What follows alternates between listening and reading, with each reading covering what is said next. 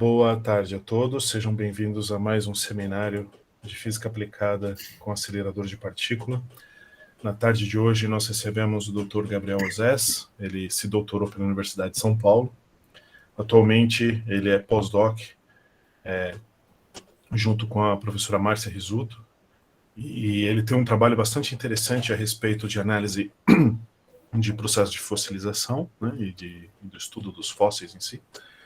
Então, Gabriel, agradeço a você ter aceito o convite de participar dessa série de seminários e peço a todos que fechem os microfones e as câmeras e voltem a reabrir na sessão de perguntas logo após a apresentação. Então, agora é com você, Gabriel. Muito obrigado pela introdução, Thiago.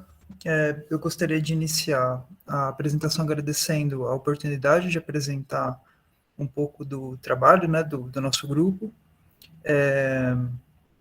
Eu agradeço você pelo convite e a professora Márcia Rizzuto, né, que é a minha supervisora agora no pós-doc. Então, hoje à tarde eu vou falar um pouco sobre a utilização de técnicas de paleometria no estudo de fósseis, né, na paleontologia. Então, a gente pode definir a paleontologia como a ciência que tem o objetivo primordial, que é estudar os fósseis, né? E por meio dos fósseis, a paleontologia estuda os mais diversos aspectos da história da vida na Terra ao longo de todo o tempo geológico, né? Desde o surgimento da vida, estudando, por exemplo, os primeiros microfósseis de organismos unicelulares, né? E ao longo do tempo geológico, a paleontologia se dedica a estudar diversos outros aspectos, né, da história da vida, como, por exemplo, a taxonomia, né, que seria a classificação dos organismos, as afinidades biológicas deles, como essas afinidades se construíram ao longo do tempo, né, o que a gente chama de filogenia. A paleontologia também estuda as interações entre os organismos, né, ou seja, o que nós denominamos de paleoecologia, e estuda também as interações dos organismos com o meio ambiente, né. E eu vou falar agora brevemente sobre algumas perguntas que a gente pode fazer em paleontologia, ou seriam áreas principais de estudo em paleontologia, e em que a gente, estudando essas áreas, a gente pode aplicar as técnicas paleométricas, né? Então, por exemplo, a gente pode estudar os fósseis querendo compreender os processos de fossilização, né? Ou seja, os processos que levaram organismos a entrarem ou serem incorporados no registro geológico, né? A basicamente virarem rocha, né? E minerais que são incorporados no registro sedimentar, nas rochas sedimentares. Então, aqui a gente tem um exemplo de uma reconstituição de como seria o que a gente chama de ambiente deposicional, né, onde esses fósseis da megafauna da América do Norte foram preservados, né. Essa reconstituição é do Rancho La Brea, na Califórnia, né. A gente pode estudar também unindo os fósseis, né, como representados aqui por essa reconstituição paleoartística, e diversas técnicas de geoquímica, por exemplo, especiação de ferro, né, como mostrado um resultado aqui nesse diagrama. A gente pode unir esses dois elementos, né, a vida e o registro geoquímico que a gente obtém a partir da análise de rochas, né, para reconstituir o ambiente em que esses organismos viviam, né, ou seja, dizer que esse ambiente era oxigenado ou não, e quais seriam os graus de oxigenação desse ambiente, né, e dessa forma a gente consegue pensar em questões paleoecológicas, né, na relação entre esses organismos e na relação deles com o meio em que eles viviam. A gente também pode estudar, por exemplo, a composição original dos organismos. Então, a gente pode acessar os fósseis, querendo, ou, por exemplo, analisando a composição elementar, mineralógica desses fósseis, né, e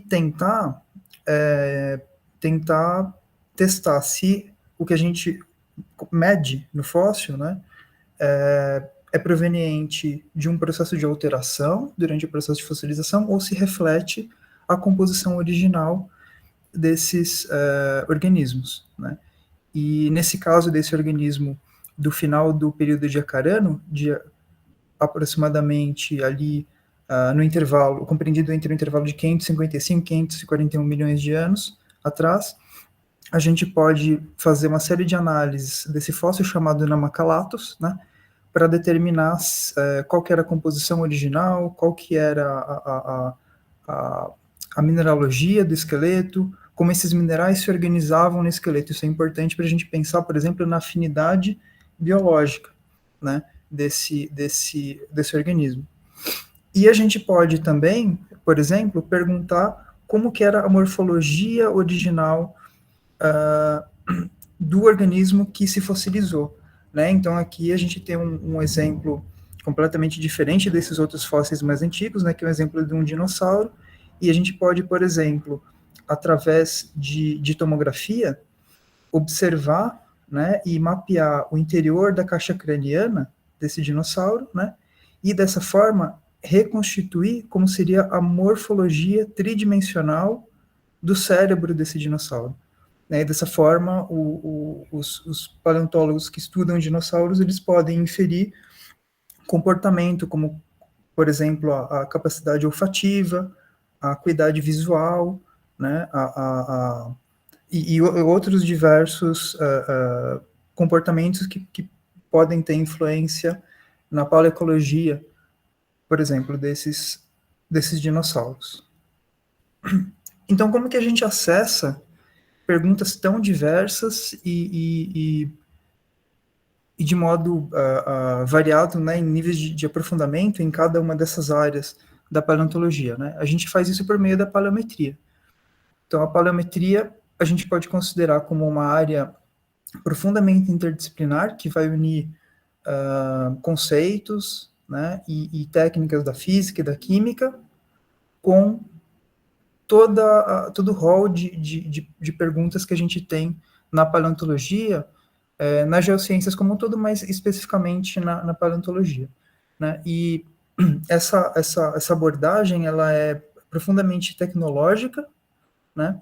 E ela permite, por meio de perguntas, principalmente por meio de perguntas que a gente levanta na paleontologia, a empurrar, né, a fronteira de conhecimento da paleontologia e, consequentemente, a fronteira tecnológica, né, que acho que esse é o objetivo, um dos objetivos principais da gente trabalhar com paleometria, gerando, assim, inovação, né, como eu vou falar um pouco mais no final da apresentação.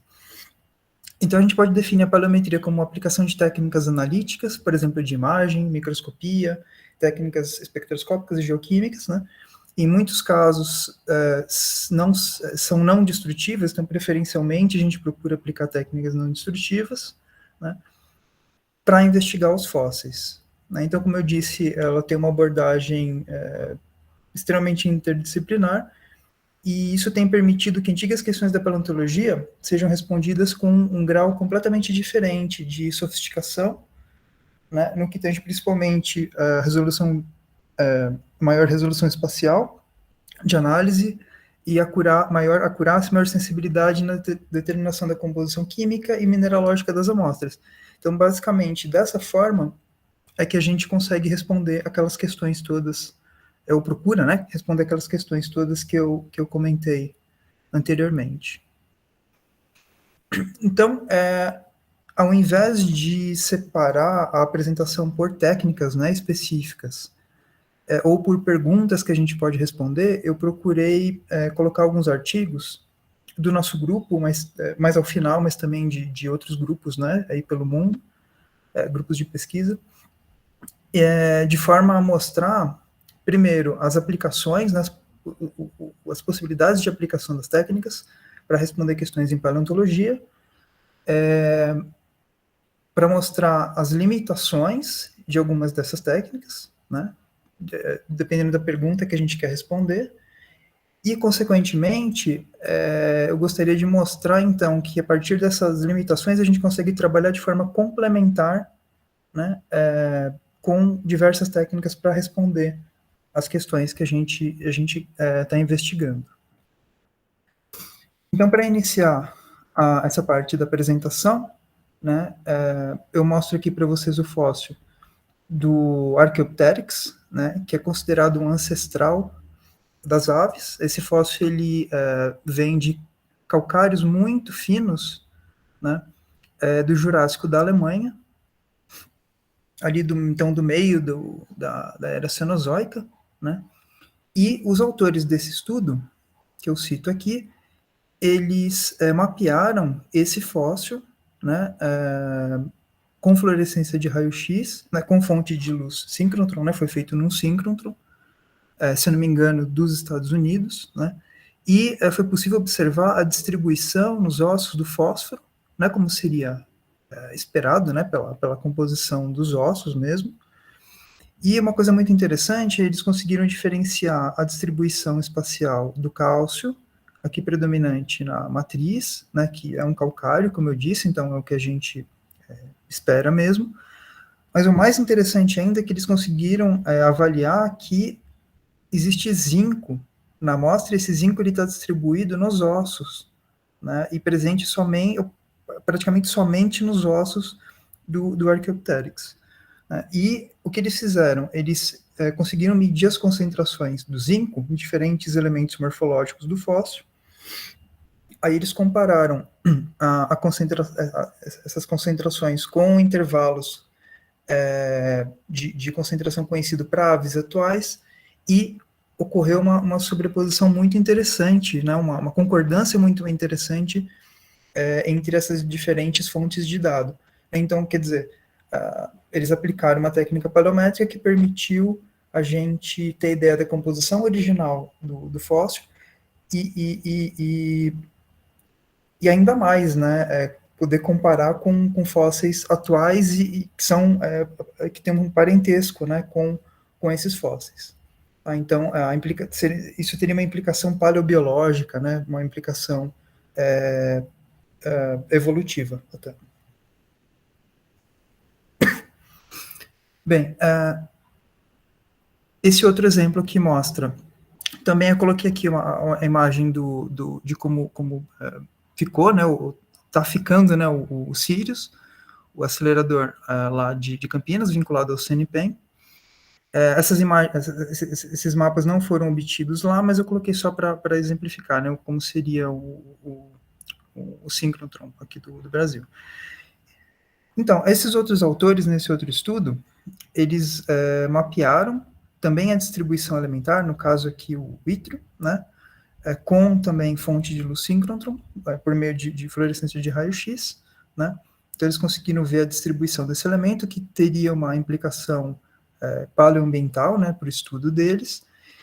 Só que o que acontece? Quando a gente mapeia um fóssil, por exemplo, por fluorescência de raio-x, querendo ver a distribuição espacial dos elementos químicos na amostra, a gente tem uma ideia, claro, da composição elementar, mas não necessariamente a gente consegue identificar o mineral a que esse elemento está associado, né? Então, isso a gente pode fazer, por exemplo, por uma técnica relativamente moderna, recente, né, desenvolvida recentemente, para o estudo de fósseis, que é o mapeamento por difração de raio-x também em síncrotrons, né? Então, isso, se eu não me engano, vai ser possível, ou já é possível no Sirius, né? Isso não foi feito no Sirius, mas esse exemplo não foi feito no Sirius, mas, se eu não me engano, vai ser possível também, né?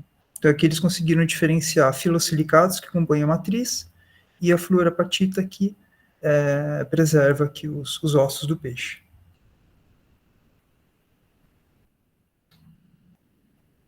Certo.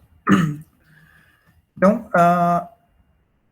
Agora eu mostrei algumas coisas mais macro, né, fósseis muito grandes, desculpa, Archaeopteryx, peixes, etc. Mas a gente também pode investigar fósseis muito pequenos, né, que a gente chama de microfósseis. Então, uma pergunta muito frequente para quem estuda microfósseis, principalmente microfósseis tão antigos como esses aqui que eu estou mostrando, primeiro, se essas microestruturas são realmente microfósseis. Então, eles são interessados em estudar a biogenicidade, né, dessas estruturas. E isso tem implicações biológicas muito importantes para a história da vida, né, para a evolução. Então, o que os autores fizeram, basicamente, eles selecionaram algumas dessas microestruturas, né, que agora a gente sabe que são microfósseis, né, pela Desculpe, análise. Gabriel, desculpe interromper. Você seria gentil de ir ali na barra do Google clicar no ocultar? Obrigado. Obrigado, Thiago. Eu realmente estava pensando se estava atrapalhando, e estava, né? O pessoal pediu aqui no chat, Obrigado. eu tive que ser o Perfeito. Não, transmissor. Eu achei que estivesse aparecendo só para mim. Não, mas tá ótimo agora. Obrigado, viu? Obrigado. Então, o que eles fizeram? Eles selecionaram algumas dessas microestruturas e utilizaram uma técnica, né, que é vinculada à microscopia eletrônica.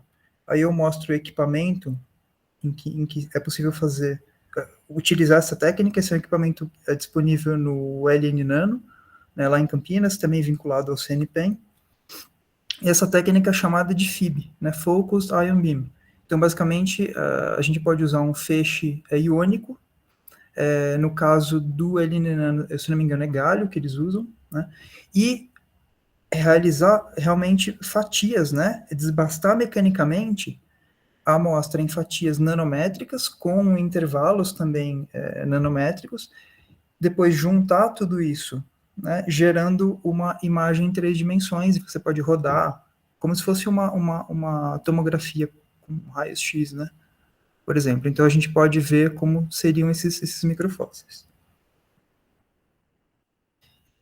E o FIB, né, como mostrado aqui, né, ele permite, então, desbastar a amostra e gerar lamelas que a gente pode usar para microscopia eletrônica de transmissão, né, microscopia de transmissão.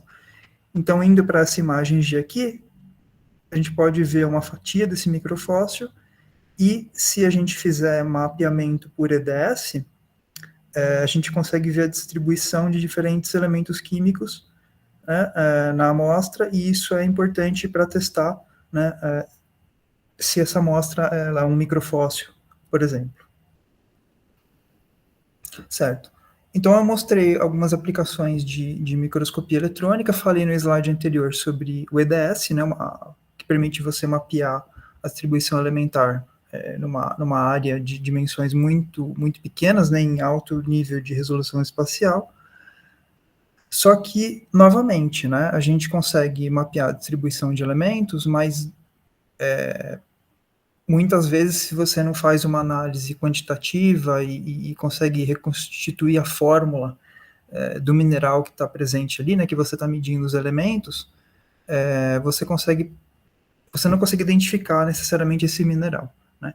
E existe uma outra técnica que permite que você faça isso, né, na mesma escala do EDS, por exemplo, né, que é o EBSD. Né? Então, por meio de EBSD, esses autores eles fizeram um mapa, né, dessa região aqui, desse fóssil, se não me engano, um braquiópode,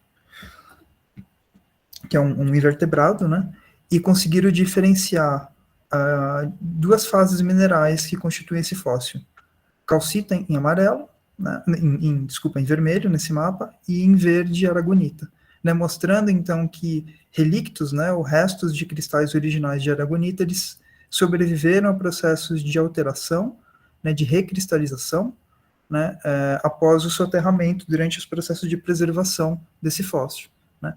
E o interessante é que o EBSD ele permite não só a identificação de diferentes fases minerais, mas permite também que você consiga estudar a cristalografia desses minerais que constituem a amostra. Né. Por exemplo,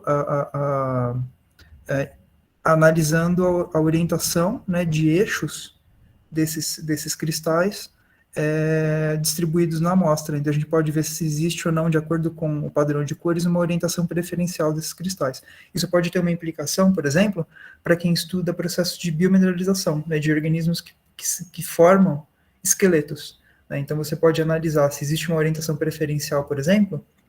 Isso pode ser um indício de uma biomineralização controlada pelo próprio metabolismo do organismo.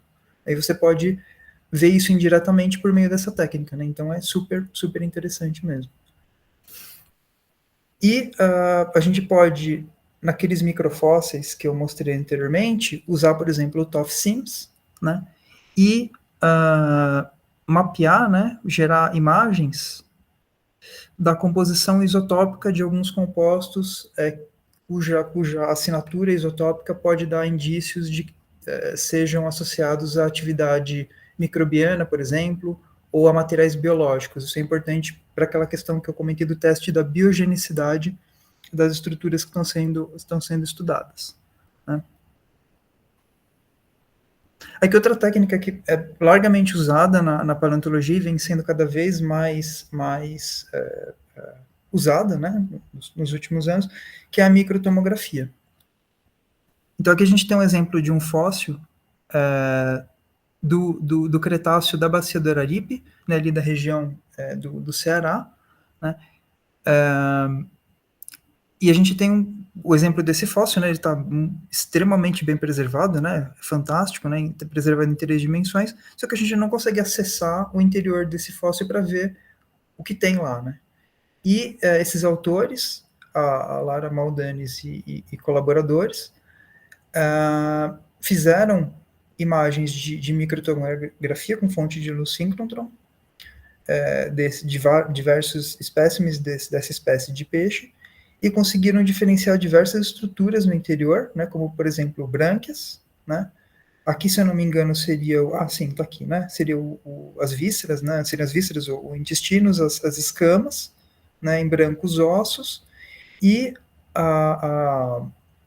uma coisa que foi fantástica nesse estudo, eles conseguiram mostrar o coração fossilizado desse peixe, né, ou seja, uma estrutura extremamente delicada, que eu digo assim, que tem uma taxa de decomposição muito, muito rápida, né, ela foi preservada por processos, nesse caso, de fosfatização. Né, eu não vou entrar em detalhes, mas é um processo que ele ocorre relativamente rápido, em alguns casos muito rápido, após a morte e o soterramento da carcaça, né, em decomposição do peixe, no caso, né, e permite preservar e registrar quase instantaneamente estruturas que têm uma taxa de decomposição muito grande. Né, então a gente pode observar em vermelho resquícios do coração preservado.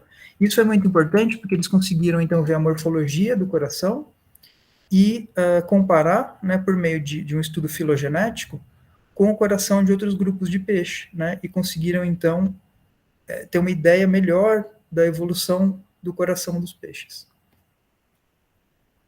Então, você pode usar uma técnica para ver tecidos moles preservados, nesse caso, e pensar, né, lá na frente em questões de filogenia, de evolução. E a microtomografia ela tem sido muito importante também para a gente entender um pouco melhor a afinidade biológica de alguns fósseis de organismos biomineralizadores, né, ou seja, que formavam esqueletos, nesse caso, e nesse aqui por carbonato, né, provavelmente calcita, aragonita, mas tem algumas controvérsias ainda. Mas, enfim, a microtomografia permitiu, nesse caso desse fóssil que chama Cloudina, que ocorre aqui no Brasil, inclusive, ali na região do Mato Grosso do Sul, né, perto de Corumbá, naquela região ali do centro-oeste. Os autores conseguiram ver no interior desses tubos, né, desses fósseis que não são do Brasil, né, mas são da mesma espécie, conseguiram ver tecidos moles preservados, o que eles interpretaram como sendo conteúdo intestinal. E dessa forma, pela morfologia desse intestino, eles conseguiram propor uma nova afinidade, ou sustentar uma afinidade biológica que já tinha sido proposta, mas não tão bem sustentada por evidências. Né? E basicamente eles seriam, pela interpretação deles, anelídeos, né, ou seja, organismos bilaterais que a gente encontra hoje, né, que teriam a sua origem no Ediacarano, né, nesse período de onde esses fósseis são datados, de aproximadamente ali 550, 555 milhões de anos atrás. E, de modo similar, nesse outro fóssil aqui, que a gente chama de Namacalathus, né, esses autores conseguiram reconstituir também, né, a morfologia do intestino desse organismo por meio de radiografias em sequência, né? Eu acabei não colocando aqui, mas as radiografias, mas a reconstituição é essa que está aqui na figura. Isso também foi importante para se estabelecer com mais sustentação, né, em evidências morfológicas, a afinidade biológica desses organismos tão antigos, né, do período de Ediacarano. Outra aplicação muito, muito interessante que tem sido muito popular ou muito, muito usada, né, nos últimos anos da microscopia eletrônica é o estudo de pigmentação em fósseis, de coloração em fósseis, né? Isso tem uma implicação muito importante para questões ecológicas, por exemplo, a camuflagem desses organismos, e para o comportamento, como, por exemplo, para a reprodução, né, e competição entre esses organismos e mecanismos de camuflagem, né, como eu disse, para evitar eles serem notados por predadores, etc. Então, esse estudo de coloração tem uma importância paleoecológica muito grande. Então, por exemplo, aqui a gente tem um fóssil e aqui uma pena recente, né? E é possível notar que tanto no fóssil como na pena recente, essas regiões mais escuras das penas, elas possuem os melanossomos, né? Que são esses corpos, essas estruturas que dão a pigmentação, né? Para as penas, né? Enquanto que nas regiões mais claras, tanto nos fósseis como nas penas recentes, as penas atuais, não existem os melanossomos, né? Então, o que a gente espera, né, o que a gente vê nas penas recentes, isso se reflete no registro fóssil, né? Então, fica mais, aumenta o grau de confiabilidade da interpretação dos fósseis, quando a gente tem correspondentes atuais, né? E os melanossomos, isso é muito interessante, né? Os melanossomos, eles, de acordo com o formato deles, a gente consegue interpretar a cor, mais ou menos, aproximadamente, né, a cor original no caso das aves, né, em que esses melanossomos foram encontrados no registro fóssil. Perfeito. Aqui eu coloquei só uma imagem de um dos microscópios eletrônicos do LN Nano para exemplificar a aplicação de microscopia eletrônica para esse caso, né? E isso aqui é fantástico. Aqui a gente tem um fóssil de um roedor, né, de um ratinho, né? Aqui tem uma reconstituição de como ele seria, em que tem tecidos moles preservados, como, por exemplo, o pelo, né, que a gente pode ver aqui com essa cor mais amarronzada, mais escura, né? E tecidos moles aqui no interior. E nesse trabalho, os autores eles fizeram um mapeamento com fluorescência de raio-x com fontes de luz síncrotron de diferentes elementos. Se eu não me engano, o azul ele indica a distribuição de fósforo, e aqui o vermelho, amarelado, esverdeado, indica a correlação de enxofre e zinco. De zinco, se eu não me engano.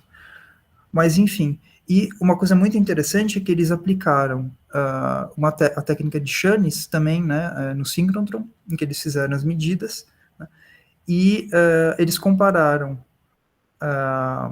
os dados gerados, né, para os fósseis com correspondentes atuais, né, viventes, e conseguiram ver um grau de semelhança muito grande dos padrões desses dados, né, o que levou eles a interpretar que a melanina original, né, dos fósseis ela tá preservada, né? Inclusive, eles usaram outros padrões inorgânicos, como sulfato de zinco, sulfeto de zinco, e a gente vê que os padrões aqui são completamente diferentes dos fósseis e da pigmentação de cabelos, né, pelos atuais.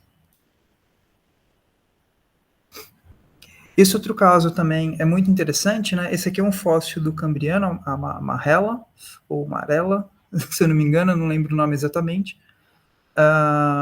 É um fóssil um pouco mais recente do que aqueles tubinhos de carbonato, né, que eu mostrei para vocês. Eles já são do Fanerozoico, né, do período Cambriano, e foram encontradas algumas estruturas que, analisando isso, né, por meio de fluorescência de raio-x, foi notado que essas estruturas, elas, nesse caso aqui, elas são ricas em cobre, né? Então, os autores, eles levantaram a hipótese de que esse cobre poderia estar associado ao sangue desses organismos, e que o sangue teria sido preservado, né? E aí eles fizeram um estudo comparando os dados obtidos nessas regiões, né, onde tem o cobre, né, com outros, com padrões de cobre, padrões de minerais, né, e também com o cobre do sangue. Eu acho que aqui o cobre do sangue não está sendo mostrado. Só que o problema desse estudo, depois ele foi não contestado, mas foi criticado, né, por outra publicação, é que muitas vezes não dá por meio dessa técnica do Chanes para a gente ter com exatidão essa compatibilidade de preservação maravilhosa, né, fantástica de alguns compostos, como sangue, por exemplo, e o sangue mesmo, né, porque às vezes os dados não batem exatamente. Existem outras formas de você avaliar tudo isso, né, que às vezes os autores não avaliam. Então é importante trabalhar com diversas técnicas em conjunto, né, para a gente ter um embasamento maior das interpretações. Aqui uma outra aplicação de fluorescência de raio-x foi um mapeamento dessa estrutura óssea, né, de peixes, em que foi possível, nesse caso, por exemplo, ver a distribuição de estrôncio ao longo dessa seção, ao longo das linhas que constituem essa estrutura do peixe. E, nesse caso, isso tinha uma implicação muito importante para uma questão paleoambiental, né?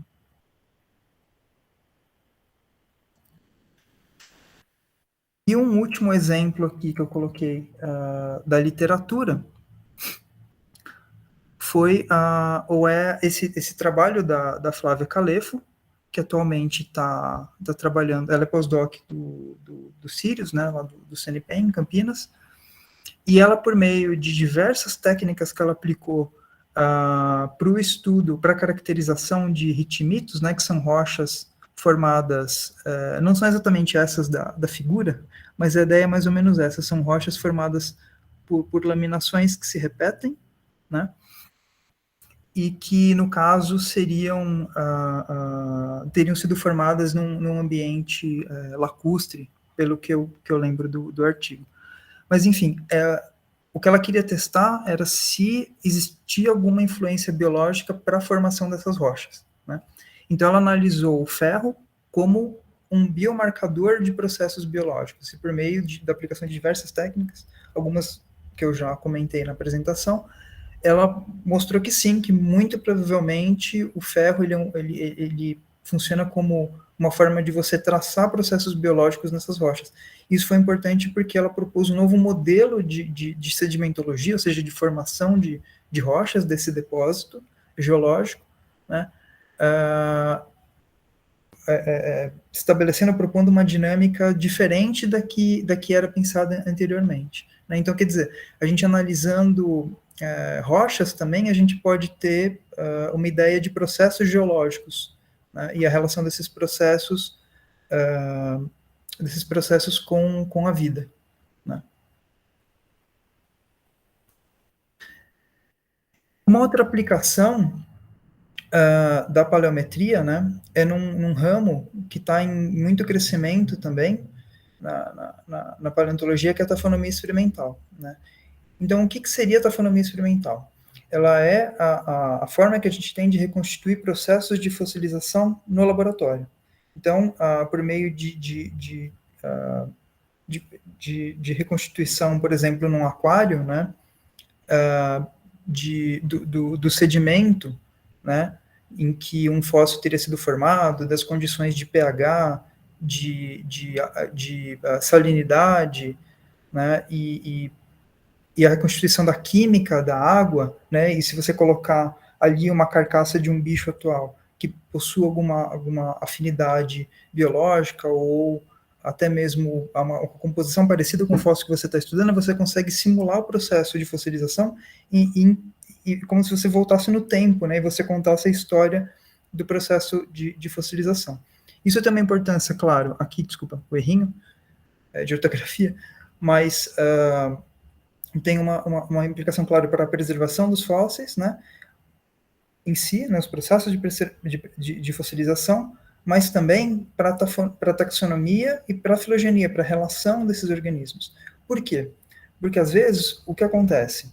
Você tem um fóssil, né, principalmente um fóssil que não tem um correspondente atual com a mesma morfologia, né, e aí você encontra esse fóssil, você identifica como sendo tal grupo com uma afinidade X com algum grupo atual. Só que daí quando você pega e faz um experimento de taxonomia, você vê o quê? Você vê que, com o tempo, certas estruturas desse organismo original, elas se perdem mais rápido do que outras em determinadas condições, né? E isso cria um envezamento, um tendenciamento do registro fóssil, né? E aí a gente percebe que, opa, não, aquele bicho, né, aquele organismo, ele na verdade não era aquilo que a gente interpretou, né, porque a morfologia foi alterada pelo processo de preservação. Então, essa seria uma importância muito grande desses trabalhos de taxonomia experimental. E esses trabalhos, eles têm também uma implicação para a astrobiologia. Tá? E uma pessoa que tem se dedicado a desenvolver essa área aqui no Brasil é a professora Miriam Pacheco, a minha ex-orientadora, né, que me orientou no doutorado, e a professora Miriam tem um laboratório em que ela desenvolve esses trabalhos lá na UFSCar, de Sorocaba. Então aqui eu vou falar brevemente, porque eu acho que eu não sei, eu acho que ainda tem 10 minutos, né, Thiago? Só para confirmar com você. Fique à vontade, Gabriel, pode ir no seu tempo aí. Tá bom, beleza. Eu vou falar um pouquinho dos trabalhos que o nosso grupo tem desenvolvido, né? Não vou falar de todos esses, né, mas eu coloquei alguns exemplos aqui, por exemplo, desse em que a gente procura trazer o termo de paleometria para o Brasil. Aqui esse outro exemplo de artigo em que a gente aplicou a paleometria não só para questões paleobiológicas, mas para questões astrobiológicas também, né, e como que o registro fóssil brasileiro permite essas investigações. Esse outro trabalho é sobre a preservação de fósseis do Devoniano, da Bacia do Paraná, né, da região do Mato Grosso do Sul. Esse outro trabalho a gente investigou a preservação de peixes fósseis em ambiente lacustre, né, e esse trabalho é um trabalho mais recente, em que a gente apresenta as potencialidades da luz síncrotron em investigações paleontológicas, e a gente coloca vários exemplos de estudos de fósseis aqui da América do Sul e o potencial de fósseis da América do Sul para esses estudos. Mas eu vou focar agora, indo já para o final da apresentação, em dois trabalhos que o nosso grupo publicou, né, com a investigação de fósseis da mesma bacia sedimentar, da bacia sedimentar do Araripe. Esses fósseis, eles são do período Cretáceo, né, ali do início do período Cretáceo, em torno de 110 milhões de anos atrás. Então, nesse trabalho, a gente investigou a preservação de insetos, ali da região, e aqui de peixes. Então, aqui só para vocês terem uma ideia desses fósseis que são realmente fantásticos, né?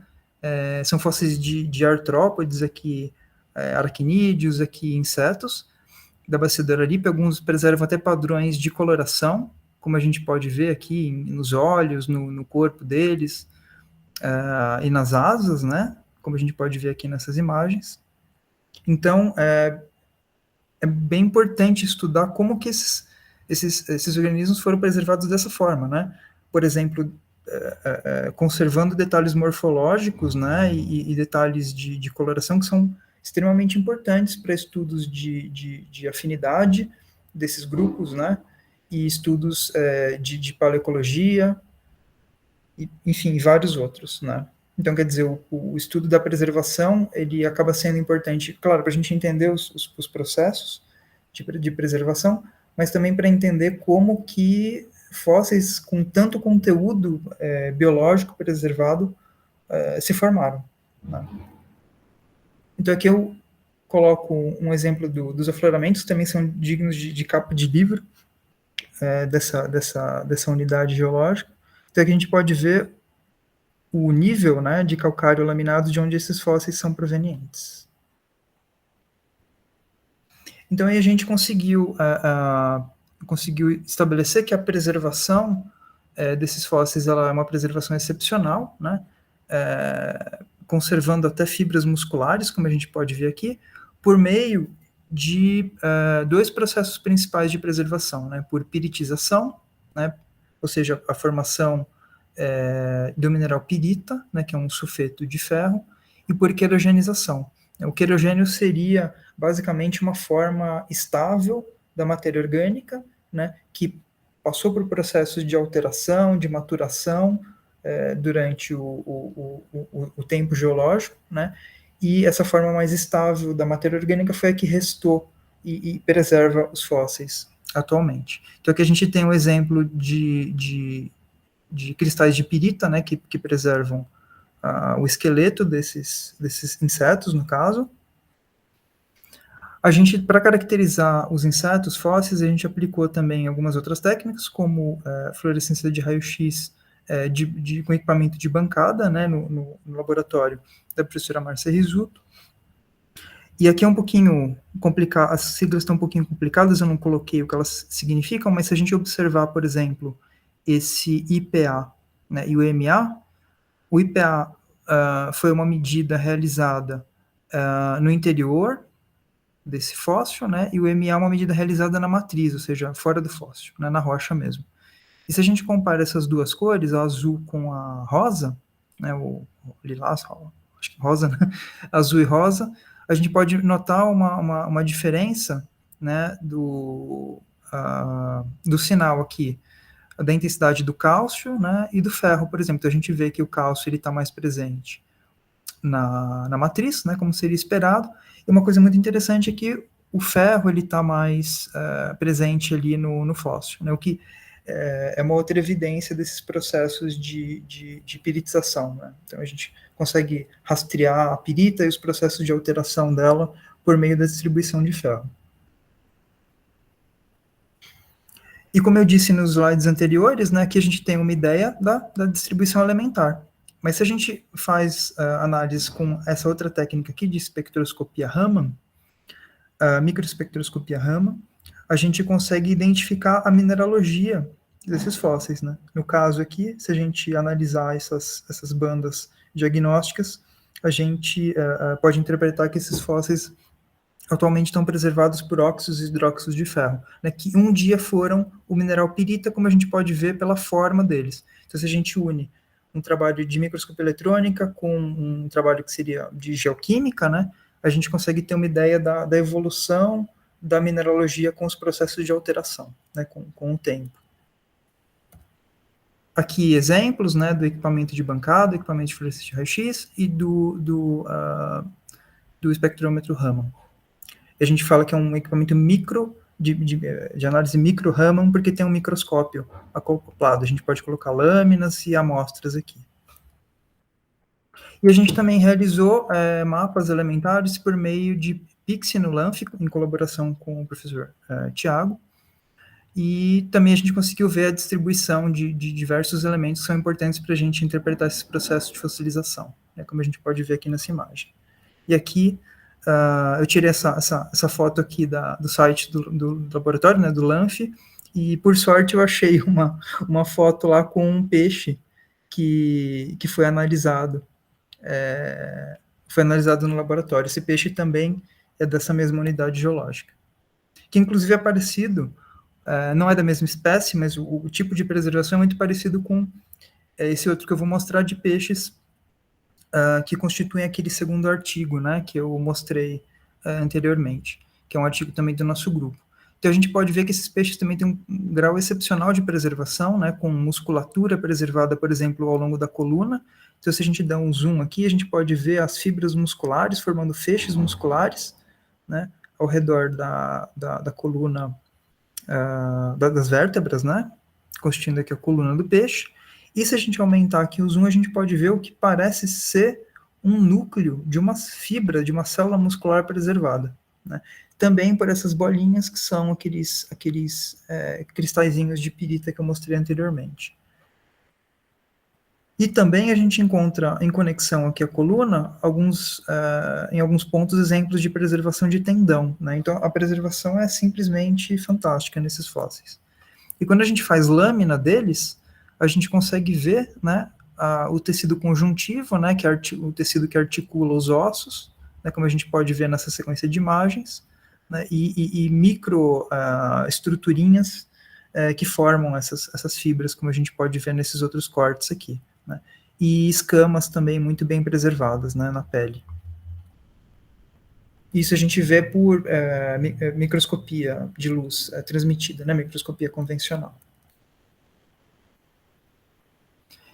E a gente também fez algumas sessões cortando aqui esses peixes, e a gente tem isso aqui, por exemplo, né, um conjunto de ossos aqui articulados, essas estruturas alaranjadas, e quando a gente faz mapas de EDS no microscópio eletrônico, é possível ver a distribuição de fósforo, né, nos ossos, como seria esperado, cálcio, né, também, mas também de enxofre e de carbono, né, no que seriam essas estruturas. Se a gente voltar aqui, né, na imagem, seriam, principalmente aqui nessa região, estruturas orgânicas, né, articulando os ossos. E nós fizemos também alguns mapas de fluorescência de raio-x no síncrotron, no antigo, né, no UVX, lá no CNP, em Campinas, e por meio desses mapas a gente conseguiu estudar a distribuição de alguns metais de interesse para preservação, como, por exemplo, o cobre e o zinco, né, como a gente pode ver aqui em verde nas imagens. Aqui uma imagem, né, do síncrotron anterior, do VX. E a gente investigando, uma coisa que eu não mostrei aqui, mas é a sedimentologia, né, ou seja, as características sedimentares de onde esses fósseis com diferentes tipos de preservação, a piritização e a querogenização ocorrem, a gente conseguiu estabelecer ou propor um modelo de preservação, né, que une taxas de sedimentação diferentes, processos de sedimentação diferentes, processos de preservação, diferentes, como a piritização e a querogenização, né, e o que vai controlar isso seria, então, a taxa de sedimentação e a relação disso com zonas de respiração anaeróbia no interior do sedimento, né, e dessa forma, por meio de taxas diferentes de sedimentação, as carcaças em decomposição elas seriam colocadas em níveis diferentes do substrato onde esses processos ocorrem, e por isso que a gente tem em conjuntos de rochas, que a gente chama de faces distintos, processos de fossilização diferentes.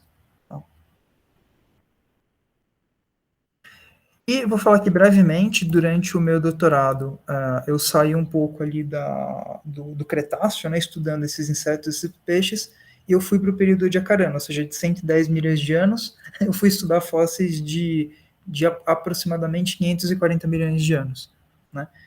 E, como eu disse anteriormente, o desafio principal de estudar esses fósseis é, primeiro, identificar eles como fósseis, né, e depois estabelecer afinidades biológicas, com base no estudo, por exemplo, da composição original do esqueleto e outros aspectos morfológicos que são investigados por meio de técnicas de paleometria. Então, aqui só para exemplificar um pouco os afloramentos de onde eles são provenientes, né, ali da região de Corumbá, no Mato Grosso do Sul. Então, eles vêm desses níveis claros aqui, de rochas siliciclásticas.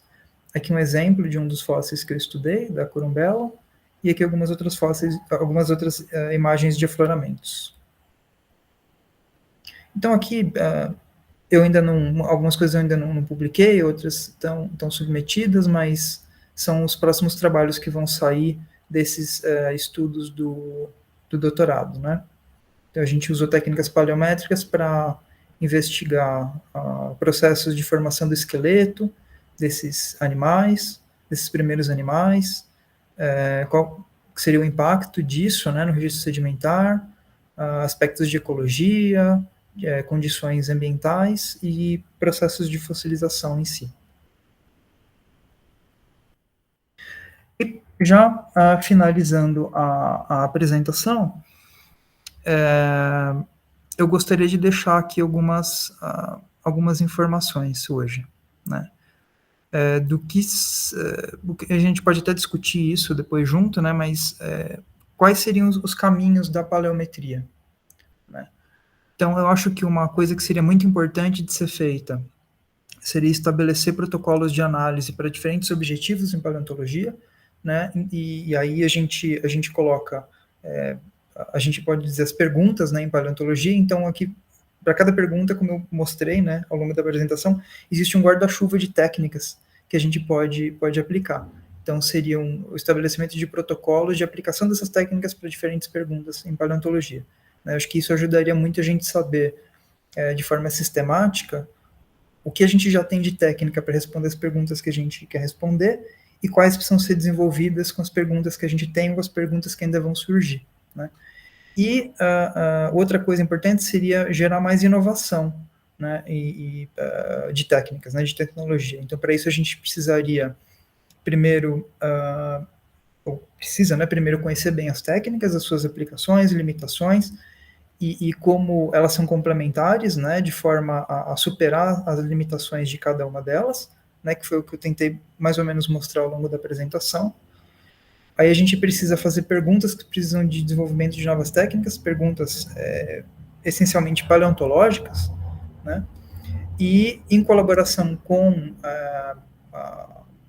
os grupos que desenvolvem instrumentos novos,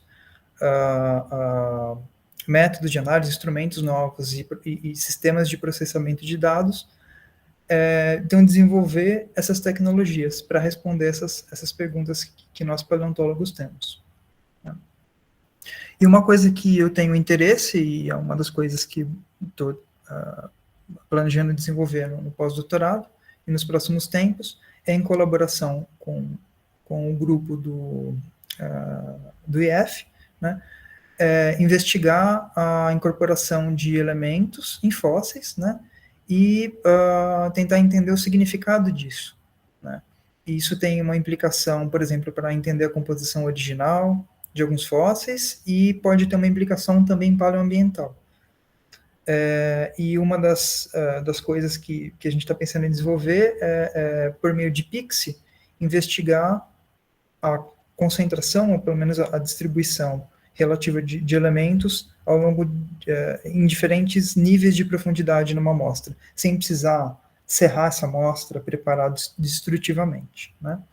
E outra coisa muito interessante é utilizar o fenômeno da fluorescência para mapear fósseis, né, e rochas, e caracterizar esses fósseis e rochas. E eu agradeço ao professor Tiago e a professora Márcia por terem cedido esse slide, né, e de uma apresentação do grupo.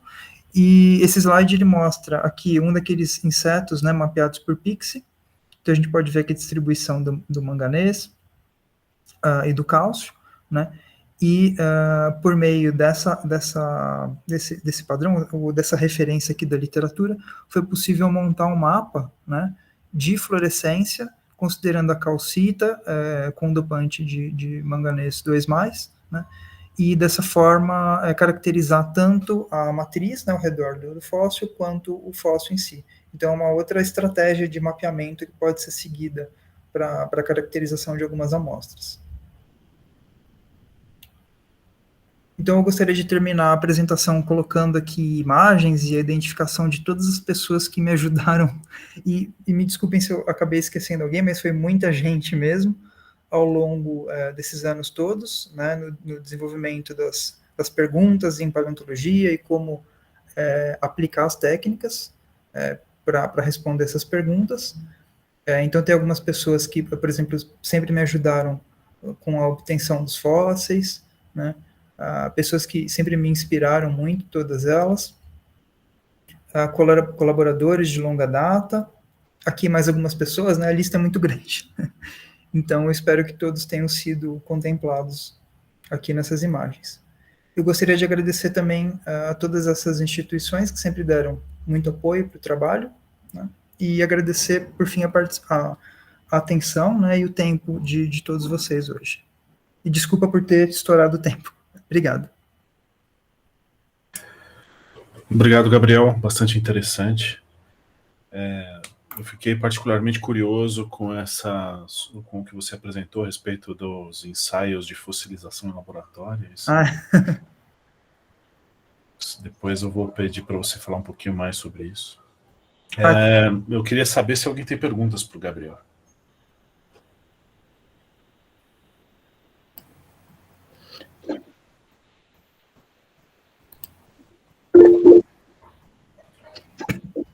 Márcia, por favor. Bom, primeiro eu queria agradecer, Gabriel, pelo seminário. Acho que você sempre nos motiva muito a pesquisar essa área que é tão emocionante, né? Eu acho que você levantou boas questões relacionadas a essa nova parceria, principalmente o uso do acelerador do LANF, que eu acho que vai ser muito legal. Eu acho que a gente tem muito... E lembrando essa coisa do luminescência, né, Tiago? Eu acho que a gente pode pensar mais amplo, né? Ou seja, não só o Pixie, mas voltar a pensar a luminescência, como aquele projeto de talvez medir Raman junto, lembra? Então, Sim. isso, Gabriel, que eu queria te perguntar, porque eu vi na sua análise que você mostra o resultado do Raman, mas é micro-Raman. E eu queria te perguntar se você tem alguns resultados com Raman de bancada, se a gente, ou seja, se tem algumas respostas, porque talvez, né, Tiago, a gente poderia pensar em também pensar se precisa ser micro-Raman ou se em mili-Raman a gente teria respostas, né? Então, se você sabe alguma coisa disso, sobre Raman, como que é a fluorescência desse Raman, para que a gente pudesse também acoplar no LANF, né? Investigar um pouquinho mais.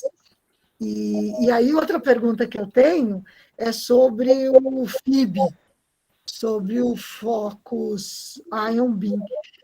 Você faz o corte e o Ion Beam faz análise, ou o Ion Beam já vai furando e desbastando e fazendo aquilo, é isso?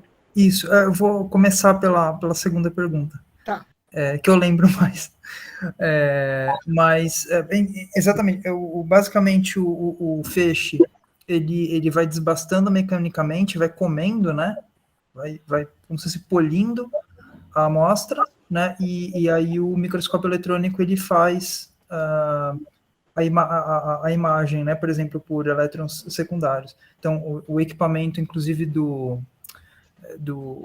LNN é chamado de dual beam, né? Ele tem um feixe duplo, o feixe iônico e o feixe de elétrons, um que faz a preparação da amostra e outro que coleta as informações, né? Entre aspas. Eu também fiquei bastante curioso com isso, porque eu precisando de um FIB e tem um FIB em Campinas, como assim? Então, eu fui ver e realmente porque normalmente o que eu vejo os equipamentos acoplando FIB com um TALCIMS, e esse de Campinas é justamente um FIB acoplado no microscópio eletrônico. E lá o equipamento permite análise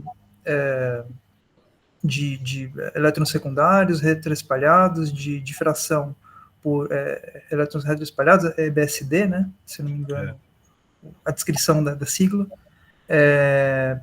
permite o FIB, claro, e permite microscopia de transmissão, também no próprio equipamento, né? Não com o nível de resolução de detalhe que tem naqueles equipamentos grandões que tem nas outras salas do LN Nano, que são só de transmissão, mas os resultados ficam muito bons. Eu fiz alguns testes lá já, num outro projeto, e os resultados foram super, super legais mesmo. E a primeira pergunta da Márcia foi sobre a questão da espectroscopia Raman, né? Eu nunca fiz Raman de bancada. Eu acho que eu acompanhei algumas caracterizações do seu laboratório em outras amostras, mas não nessas amostras que eu estudei ou que eu estou estudando, né? Então seria interessante juntar essa questão que você falou, né, da luminescência, do Raman também.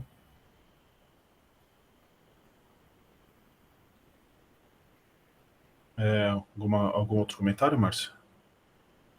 Ah, tá. Adriana, por favor. Oi, Gabriel. Queria também parabenizar, acho que você fez uma ótima apresentação, parabéns. Eu queria perguntar mais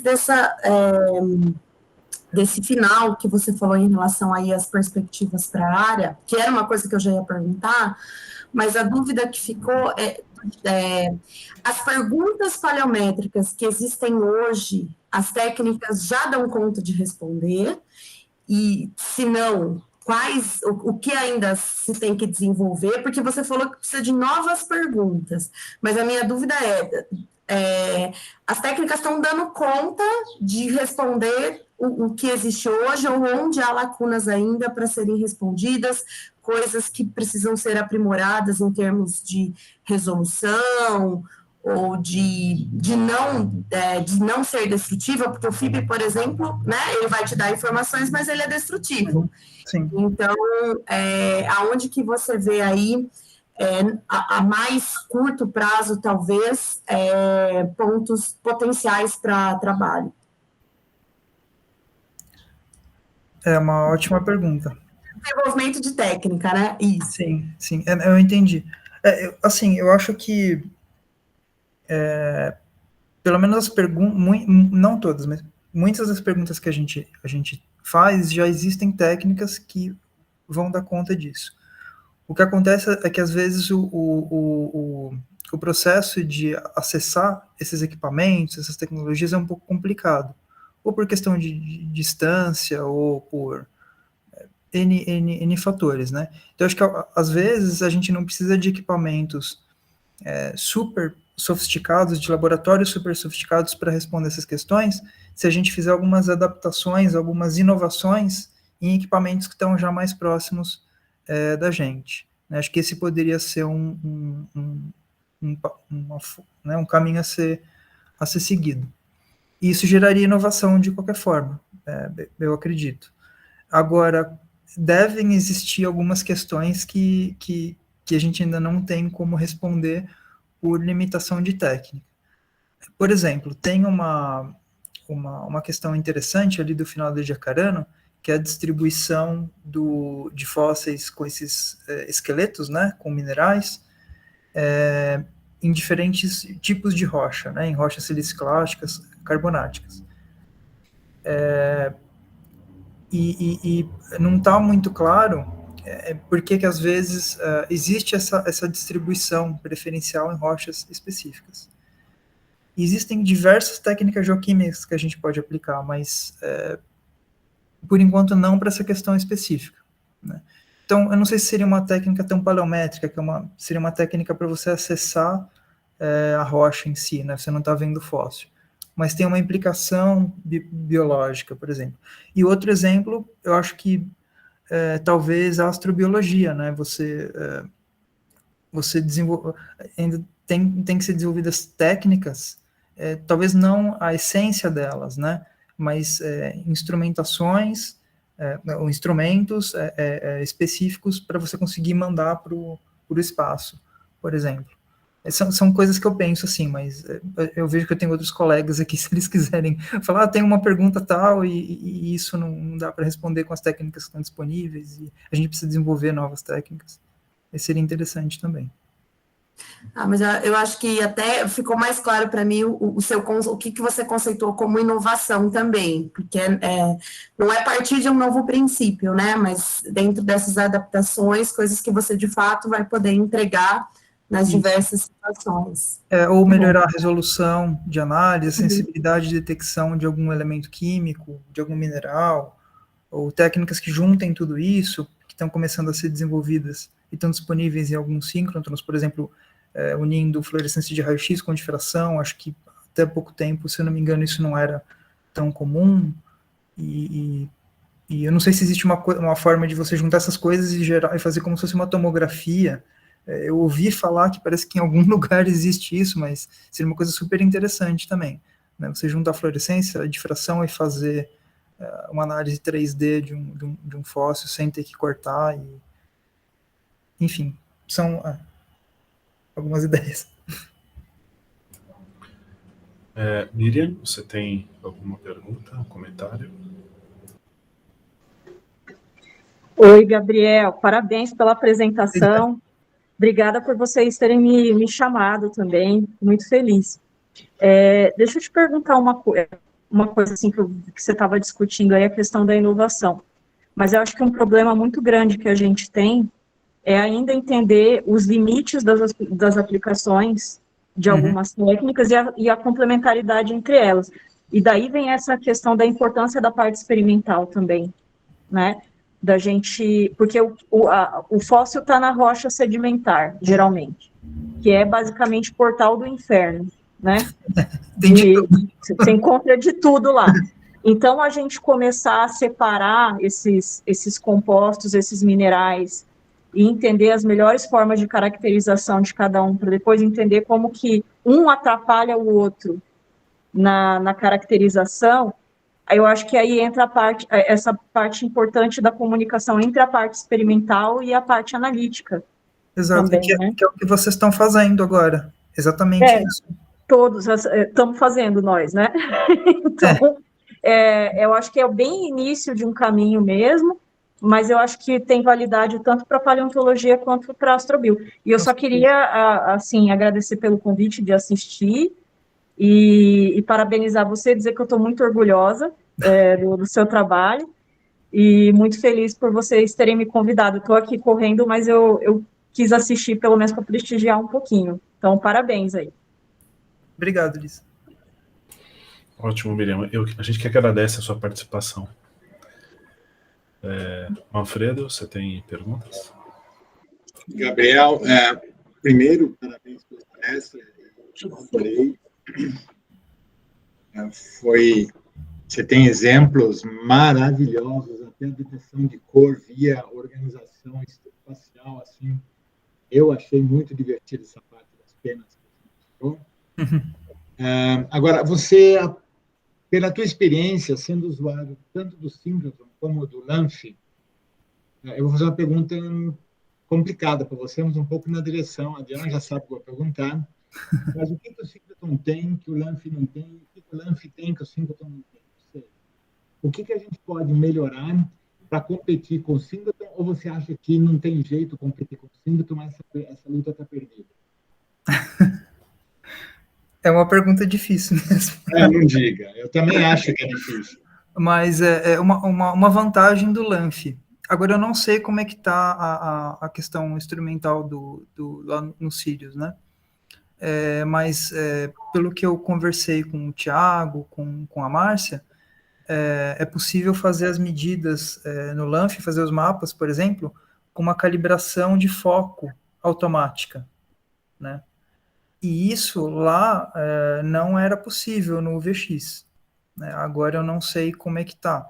E isso para fósseis que você não quer, você não pode, né? Às vezes você quer, mas você não pode destruir, fazer uma seção polida, né? Para analisar a distribuição dos elementos, é um pouco complicado, né? Se você quer ter uma ideia qualitativa, tudo bem, mas se você já quer partir para uma questão quantitativa, aí fica difícil, né? Porque você vai ter o elemento do relevo atrapalhando nessas medidas e você pode medir concentrações de uma forma falsa, né? Eu penso nessa vantagem eu acho que talvez a concorrência, não sei, seja mais acessível. O LANF, isso é uma coisa importante, que a gente tem tempo, né, para desenvolver os projetos. Eu acho que essas seriam as vantagens do LANF, pelo menos o que eu sei, assim, né? Eu não sei muita coisa, eu frequentei um pouco lá, mas eu nunca participei mesmo ativamente das medidas. Coloquei a mão na massa, né, de fato, e por muito tempo, como eu já fiz lá no VX. Porque os orçamentos são significativamente diferentes, né, entre os dois laboratórios. Uhum. E a quantidade de gente envolvida no desenvolvimento de instrumentação também quer dizer, o síncrotron tem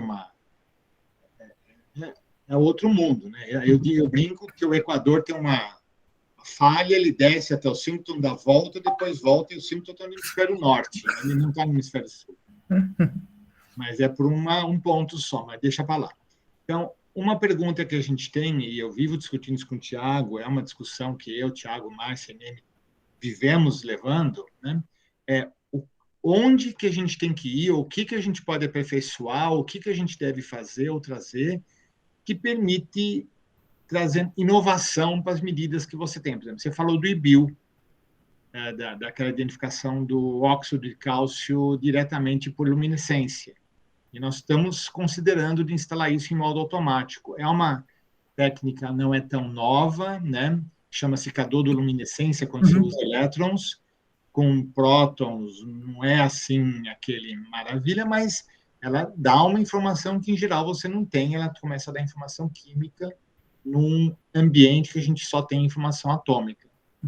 Então, sim, essa é uma das ideias que a gente está tendo, mas justamente do ponto de vista do usuário, minha pergunta é, se você olhar e falar, não, eu gostei, por exemplo, a facilidade de acesso. Não, o LANF é um lugar que eu marco e na semana seguinte eu tenho feixe, eu consigo medir e consigo acompanhar a medida. No síncrotron, eu tenho que fazer o curso, submeter um projeto, daqui a um ano eu vou ter uma resposta. Essa é uma diferença, eu já tive respostas assim. Eu já tive usuários no LANF que eu perguntei, mas o que você está fazendo aqui? Eu falei, é mais fácil de chegar aqui do que no síncrotron. Isso é uma resposta válida em algum momento. Um laboratório menor, mais cosia, por isso que você vai num botequinho e não vai num baita restaurante. Então, é um pouquinho essa coisa que eu queria entender melhor, porque isso ajusta nosso foco nas decisões técnico-científicas que a gente tem que tomar para onde ir. Por exemplo, uma das perguntas que a gente vive se fazendo é se vale a pena investir no microfeixe.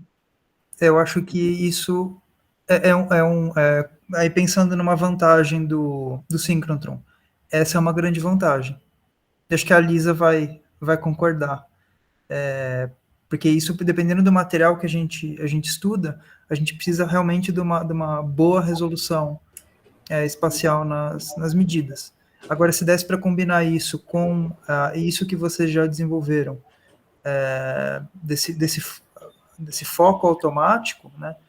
Aí é fantástico, e daí a gente não precisa polir, por exemplo, polir uma amostra, né? Dá para trabalhar com ela sem nenhum tipo de preparação, né? Isso é possível, se eu não me engano, eu nunca fiz, mas eu conheço pessoas que já fizeram medidas de Raman, de micro Raman dessa forma, né? O equipamento, você consegue, acho que calibrar o equipamento para ele fazendo os focos automáticos em cada ponto, ou também não sei se você tem que colocar meio que um foco geral, meio que, né, seja representativo da amostra como um todo.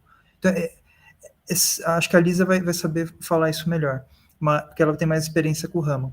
Mas essa é uma vantagem muito grande. E se tiver um micro fecho, eu acho que vai ser... Micro para você? Quanto micro é micro? Olha, no VX, acho que eram 25 microns. Para o nosso 25 microns de resolução ou 25 microns de tamanho de imagem? Não, acho que do foco do feixe. Isso é importante, porque a gente pode falar um microfeixe de 200 nanômetros e a gente pode estar falando de um microfeixe de 10 micrômetros, que são coisas muito diferentes. Sim. Um feixe micrométrico de 200 micrômetros nós já temos, de 25 micrômetros é possível. Então, mas só complementando, eu acho que, Gabriel, você tem perguntas que tanto podem ser respondidas para 25 microns, como para 50 microns, Sim, como para 100 microns, como para 200 microns. Ou seja, claro, ter um microfeixe ajuda muito, mas ter um bom sistema estável, com correção de autofoco e tal, já vai fazer muita coisa, com entende? certeza. Dá para fazer quase tudo já. Entende? É isso que também. A gente pode ir por. Não precisamos, isso que eu falo. Não precisa ir para chegar no que o Sirius tem de ponta já. Eu acho que tem caminhos, e ele tem material, a Miriam tem material, esse grupo tem material, que pode usar a estrutura do LAMF, que está e melhorado um pouco mais, mas não precisa ser 25 microns, entendeu, Manfredo? A gente pode chegar lá como objetivo, mas a gente tem coisas para fazer. Eu entendi, mas note bem, eu discutindo com o Thiago, deixa eu passar o avião aqui, mas discutindo com o Thiago, esse sistema de autofoco e, eventualmente, detetores múltiplos permite não só acertar a distância até o detetor, mas descobrir ou analisar as amostras, elas têm inclinação em relação ao detetor. Então, a gente mede não só a distância, como o ângulo da superfície em relação aos detetores, porque você pode medir diferencial o sinal e você consegue saber em que direção que está a superfície daquela, se ela está paralela, se ela está inclinada, etc. São respostas que você pode ter. Agora, só vale a pena investir nisso, isso é uma baita trabalheira, só vale a pena investir nisso se tiver alguma utilidade. Se o Gabriel falar, olha, é muito legal, muito bonito, mas não vale a pena, então nós temos que agregar competitividade a um custo razoável. Se você me der $1 bilhão, tudo bem, eu também consigo ser competitivo. Mas eu não tenho 1 bi, eu tenho, sei lá, bem menos que isso. Eu gostaria de dar um pitaco. Acho que talvez seja informativo para o Gabriel e seja mais uma discussão com o Manfredo, com a Márcia e tal, mas essa questão de o que o LAMF tem e o que o LNLS tem, o que eles não têm, etc. Tem uma coisa que é bastante importante, que é, incidentalmente, o mapeamento do feixe externo com PIXI e o mapeamento do XRF no síncrotron, eles trazem a mesma informação, ou deveriam trazer a mesma informação. Mas é uma intersecção entre os procedimentos experimentais que é uma intersecção muito estreita. E por que eu estou falando isso? Porque tem informações que você vai conseguir lá, de difração de raio-x, etc., que vem dos processos de interação de raio-x que não são acessíveis pelo LAMF. Mas, em compensação, tem, por exemplo, a técnica PIG, que pode ser acoplada junto com o PIXI, no qual a gente seria sensível a alguns isótopos dos quais você mencionou aí a necessidade. Então, essa é uma informação que você não teria lá. E estaria acoplada ao PIXI, né? A gente tem essa vocação por fazer uma medida multitécnica, né? A Márcia disse de acoplar o Raman, a gente quer aplicar medidas óticas ali, né? Então, o Raman é uma, a gente quer implementar a Ion Beam Luminescence. Eu não sei se vai dar para fazer os dois no mesmo mapeamento ou simultaneamente, mas provavelmente pela resolução que nós temos no robô, é possível fazer um depois o outro. Então, existe essa coincidência entre PIXI e XRF, tem lá diferenças de limite de detecção, um é melhor, outro é melhor para regiões diferentes da tabela periódica, mas essa combinação com outras técnicas nucleares, que também pode ser explorada, né? Então, nos últimos tempos, quando a gente quer fazer PIG, a gente pede o detetor emprestado para o grupo gama e faz as medidas e etc. Mas, eventualmente, a gente possa investir em algo mais sistemático, que possa ficar calibrado e etc, nesse sentido, né? Então, e certamente reduzir o diâmetro do feixe é uma coisa que está no horizonte de desenvolvimento do laboratório e, enfim, a gente ainda não sabe os meios, mas a gente sabe onde a gente quer chegar. E tem o RBS também, né? O RBS, que é uma técnica que a gente pode acoplar ao feixe externo, existe um desenvolvimento tecnológico que não é difícil de se fazer, mas que daria medida em profundidade, né, distribuição em profundidade, ou seja, seria uma análise 3D da superfície mesmo, né? Então, só adicionando isso à conversa aqui. A Ellen levantou a mão. Ellen, você quer fazer uma pergunta? Na verdade, não é uma pergunta, eu queria falar uma técnica que eu acho legal. Eu posso apresentar um slide? Pode. Só para ele ver. Deixa eu ver como que eu faço. Mas é uma técnica que você vai falar a favor do LAMF ou contra o LAMF? Nenhum dos dois. Então tá suspenso o slide, não pode apresentar slide nenhum. Não, pode ser a favor, tá? Tô brincando, então vai. Como que Tô eu brincando, faço então aqui? se é a favor. É uma pode. janela aqui que eu faço? Uma tela. Eu não sei o que você quer compartilhar. Né? Eu quero tipo uma foto, é uma... Você pode compartilhar uma janela. Aqui, então. pronto. Então, tá vendo? Isso daqui é uma imagem, só vendo a 500 microns, né?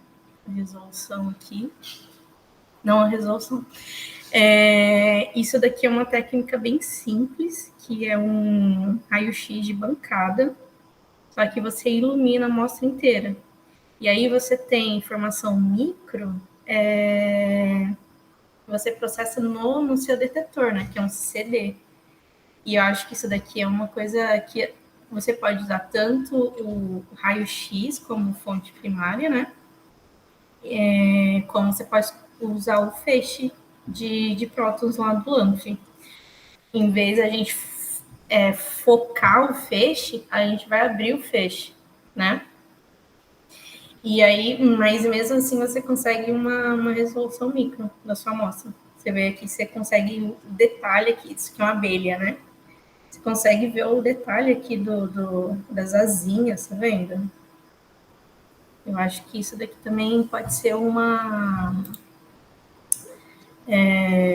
caminho, né?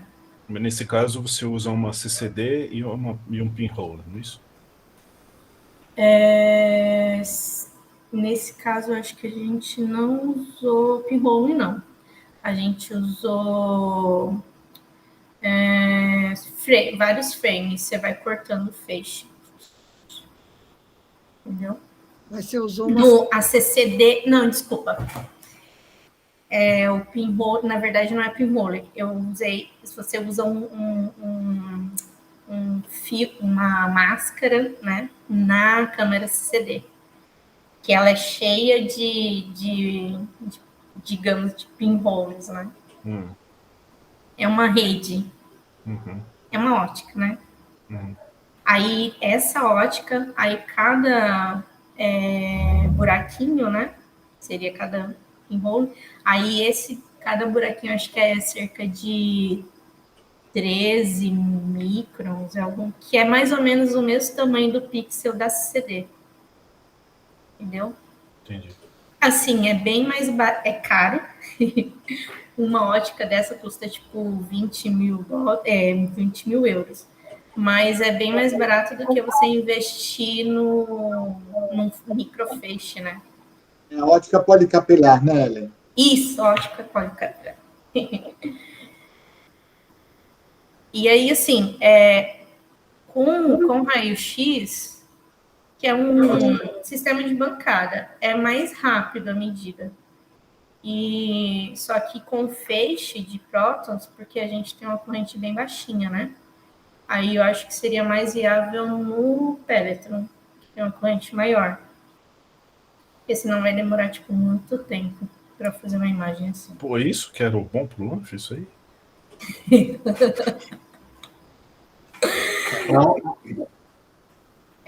Eu acho A ótica policapilar é certamente um jeito barato de nós evoluirmos na direção de microanálise, vamos chamar assim.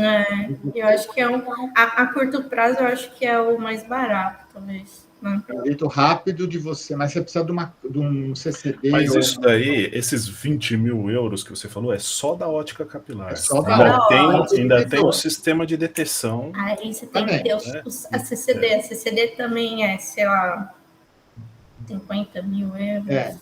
Nós estamos falando de 100 mil euros contra... Quanto que é fazer um microfeixe? Eu vou fazer um e eu te falo depois, com Deus. Tá bom. Mas certamente, pelo fato de eu usar um raio-x de bancada, eu acho que tem um interesse de portabilidade maior. Eu não sei como portar atenção a essas coisas da ótica policapilar e da matriz CCD, mas tem seria um dispositivo carregável, digamos assim, né? Dá para levar para um museu e tal. É que, do meu ponto de vista, como planejando o microfeixe do LANF, eu vejo outras possíveis aplicações além da microscopia, né? Então, nesse sentido é que essa aplicação, acho que ainda é, por exemplo, fazer medidas de indução de carga para testes de dispositivos eletrônicos, etc. É bem mais amplo, né? Tem outras aplicações além da análise. Mas alguém tem perguntas para o Gabriel? A Elisa falou alguma coisa que eu não vi. Sim. O principal objetivo nos próximos passos do feixe externo é justamente a troca do detetor e um ganho aí de um fator 10 ou 20 do ângulo sólido, que vai permitir o ganho de estatística e mapeamentos muito mais rápidos também. A gente pretende, quem sabe, um dia chegar na possibilidade de fazer um mapeamento em movimento, o que vai viabilizar realmente um mapeamento de grandes áreas num tempo de um dia de trabalho, coisa do tipo, né? Mas essas são coisas ainda que estão no plano do projeto, né?